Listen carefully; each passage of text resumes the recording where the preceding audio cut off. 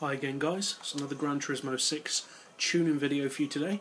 This time it's for an iconic Japanese classic, the Toyota 2000 GT.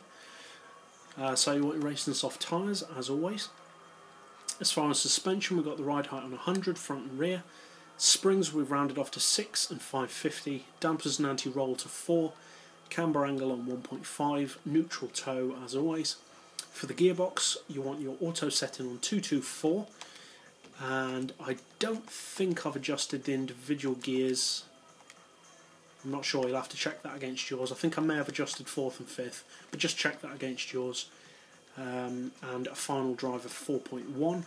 For the diff, obviously it's a relatively low powered car, but I put the initial torque low anyway so it doesn't lose so much speed uphill. High acceleration and low braking. You want all the power upgrades obviously, and although I haven't fitted NOS on this one, if you do plan on using it as a top speed racer, I would recommend NOS. And obviously you want weight loss. Traction control is completely unnecessary on this car, even more so than usual. And yeah, so this car is slower than the tune videos that I'd usually do, but as I've said before, I try to keep in general to a minimum benchmark of at least 240 miles per hour, and the only time where I will do a car that's slower than that is if that car is really good for its power. And in this case, although the top speed is well under 240, the top speed on this car is actually 222.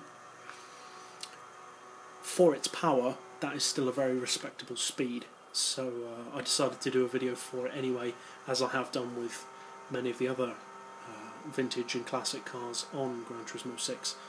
So yeah, for its power, I mean, it's only got around 280 horsepower, and from that power, also considering it's not a particularly light car, although it is small, it's not all that light. It's pretty impressive as far as performance really.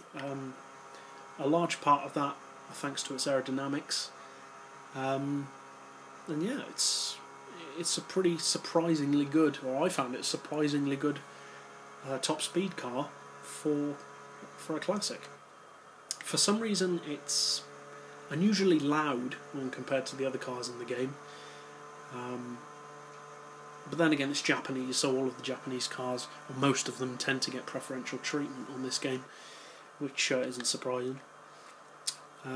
But yeah, if you haven't bought it yet, it's a nice little car to have in your collection.